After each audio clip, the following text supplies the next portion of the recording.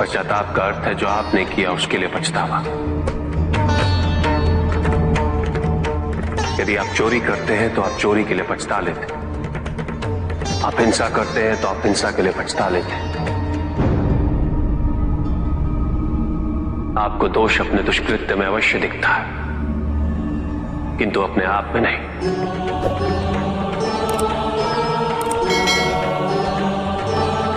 क्योंकि दोष आप अपने से बाहर ढूंढते हैं, उसके कारण अपने से पृथक करके देखना चाहते हैं।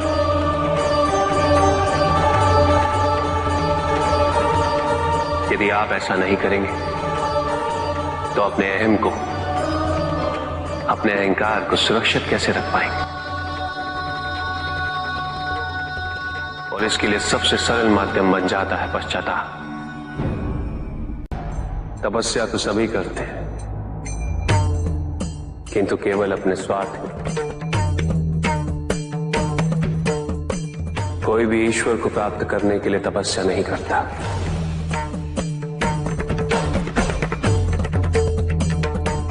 कोई भी तपस्या इसलिए नहीं करता कि उसकी भक्ति उसके आराध्य तक पहुंच जाए।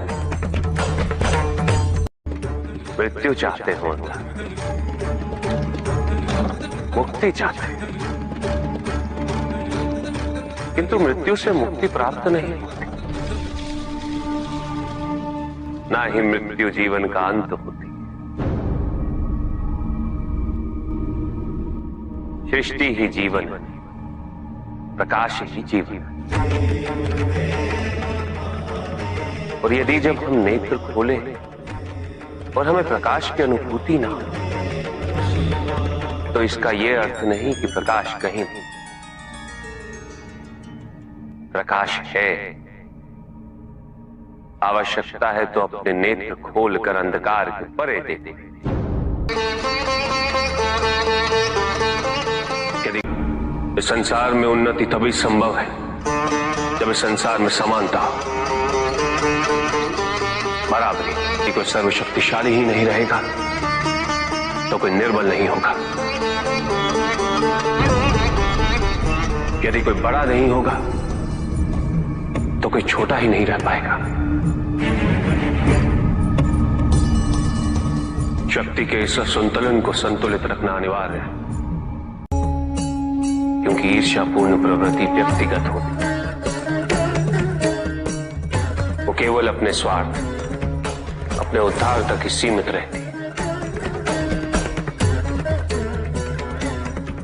ईर्ष्या ही वो विष है जो व्यक्ति के हृदय में ना हारने की महत्वाकांक्षा को जन्म देती।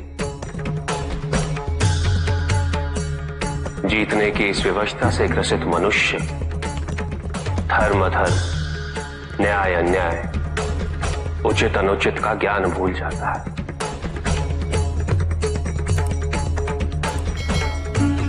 संवेदना, करुणा भूल जाता है। उसे स्मरण रहता है तो केवल जीतना, भले ही वो छल कपट के माध्यम से ही क्यों ना हो। एक असुर था, एग्रिप। एक दिन वो ब्रह्मलोक गया।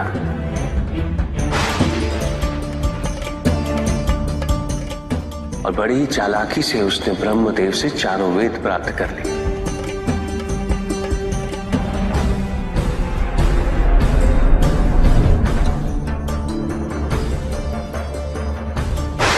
और जाके समुद्र में छुप गया, क्योंकि सारा ज्ञान वेदों में निहित है। इसलिए संसार से सारा ज्ञान चला गया। जब अज्ञानता का अंधकार फैलता है तो अधर्म बढ़ने लगता है। भगवान विष्णु सब देख रहे थे। उन्हें ज्ञान था कि शीघ्र पृथ्वी लोक पर प्रलय आने वाला है। एग्रिप के साथ चारों वेद भी लुप्त होने का भय था। ब्रह्मदेव सृजन करता है। वेदों के अभाव में पुनर्जन्म की प्रक्रिया को पुनर्स्थापित करना अत्यंत कठिन। इसीलिए हयग्रीव से उन वेदों को पुनः प्राप्त करना अनिवार्य था। तो भगवान विष्णु ने क्या किया? भगवान विष्णु ने एक मत्स्य रूप धारण किया। वो एक मछली बने और नदी में उतरे। राजा सत्यव्रत स्नान कर रहे थे। एक छोटी सी मछली उनके हाथ में आ गई। इतनी छोटी मछली? भगवान विष्णु? हाँ, राजा सत्यव्रत उस मछली को जल में छोड़ने जा ही रहे थे कि उस मछली ने बड़ी मछलियों का भय जताते हुए उनसे विनती की। उनसे कहा कि वो उसे अपने साथ ले चले। राजा सत्यव्रत अत्यंत दयालु थे। मछली को अपने कमंडल में शरण दे दी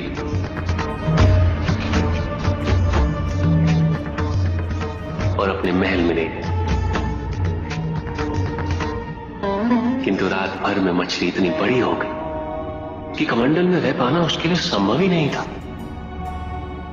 और उसका बड़ा आकार देखने के पश्चात राजा सत्यव्रत ने उसे कमंडल में से निकालकर एक मटकी में डाल दिया। मटकी में डालने के पश्चात उसका आकार पुनः बड़ा हो गया। तो राजा सत्यव्रत ने उसे मटकी में से निकालकर एक सरोवर में रख दिया।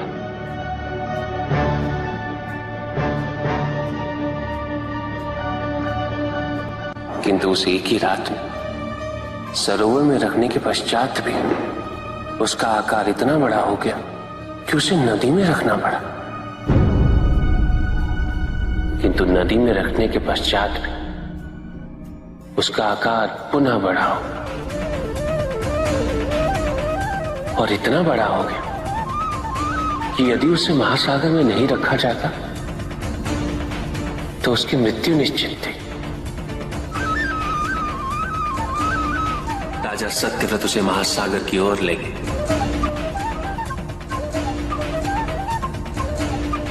क्योंकि राजा सत्यव्रत तपस्वी थे, ज्ञानी थे, उन्हें आभास हुआ कि ये कोई साधारण मछली नहीं, ये स्वयं साक्षात भगवान विष्णु ही है। भगवान विष्णु राजा सत्यव्रत की उदारता से अत्यंत प्रसन्न थे। इसीलिए उन्होंने राजा सत्यव्रत को मत्स्य रूप धारण करने का कारण बताया। साथ ही उन्होंने सत्यव्रत से कहा कि आज से 7वें दिन प्रलय आएगा, समस्त पृथ्वी जल में समा जाएगी। किंतु आप सप्त ऋषियों के साथ साथ अनाज, वनस्पति व अशुद्धों की प्रत्येक प्रजाति के बीज और प्रत्येक पशु का एक एक जोड़ा लेकर एक विशाल नौका में सवार होकर मेरी प्रतीक्षा कीजिएगा। केवल एक ही स्थान ऐसा होगा जिसकी ऊंचाइयों को जल छू नहीं पाएगा। मैं लौटूंगा और आपको वहां लेके चलूंगा। ऐसा कौन सा स्थान था? हिमालय पर, अर्थात तुम्हारी माता के पिता हिमालय। फिर क्या हुआ? ऐसा कह के भगवान विष्णु समुद्र में चले गए और अपने मत्स्य रूप में उन्होंने हयग्रीव को ढूंढ निकाला। उस दुष्ट का वध करके वेदों को पुनः प्राप्त कर लिया। तो क्या प्रलय आया? हाँ, ठीक 7वें दिन। किंतु भगवान विष्णु के आदेश अनुसार राजा सत्यव्रत एक विशाल नौका में उनकी प्रतीक्षा कर रहे थे। तभी विष्णु जी एक सींग वाली विशाल स्वर्ण मत्स्य रूप में प्रकट हुए। नौका को मत्स्य से बांधते हेतु सर्पराज वासुकी का प्रयोग किया गया और विष्णु जी ने अपने वचन अनुसार उन सबको हिमालय तक सुरक्षित पहुंचाया, ताकि प्रलय के पश्चात वेदों के आधार पर संसार पुनः बसाया जा सके।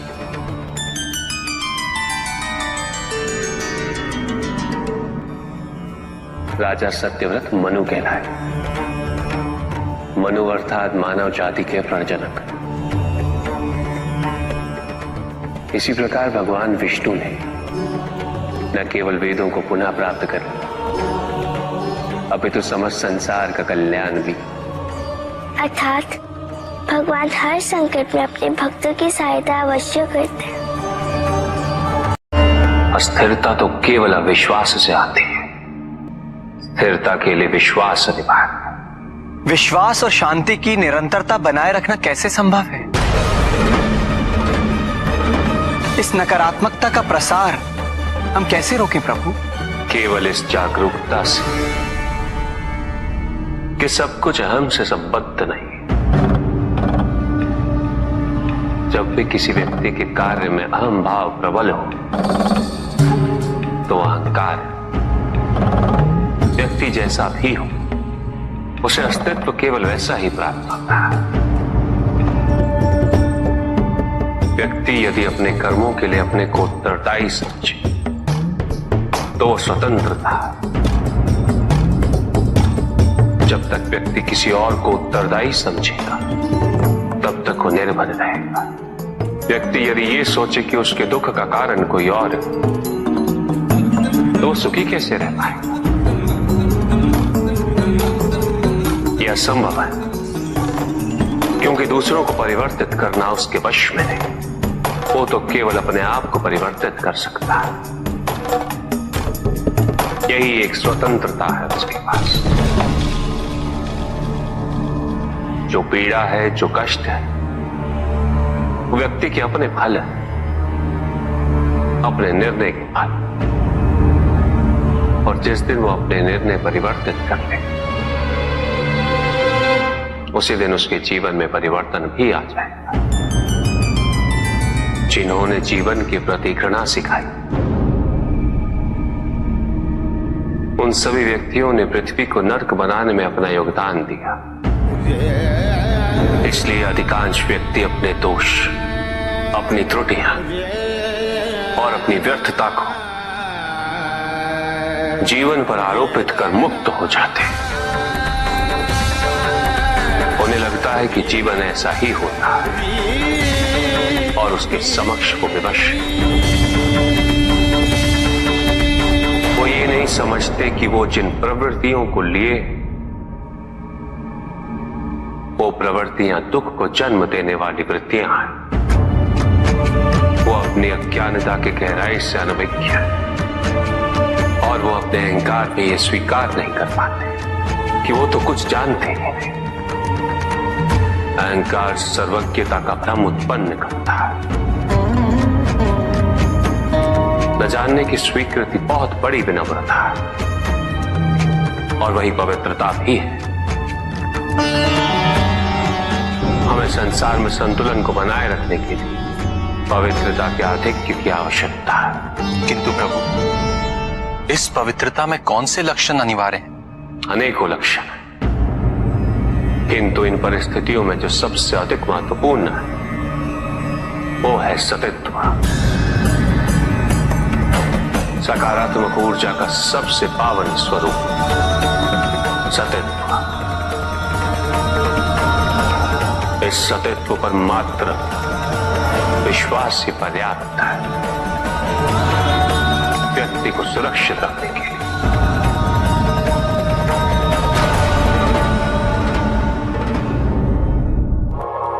एक बार व्यक्ति सतित्व पर विश्वास कर ले तो नकारात्मकता सदैव के लिए दूर हो जाती है और संतुलन स्थापित होता है।